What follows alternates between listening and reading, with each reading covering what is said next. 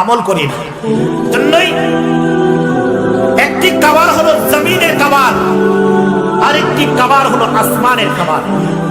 আজকে মাহফিল থেকে একটি নতুন কথা শিখে নেন। একটি খাবার হলো জমিনের খাবার রিজিক, আরেকটি রিজিক হলো আসমানের রিজিক। জমিন ও আসমানের রিজিক, জমিনের চেয়ে উত্তম হলো আসমানের রিজিক।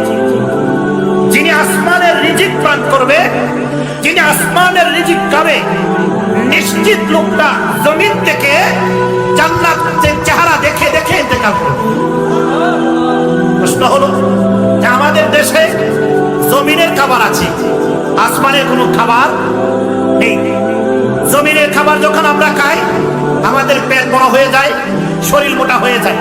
মনে করেন রুটি, এটা জমিন থেকে তৈরি করা হয়।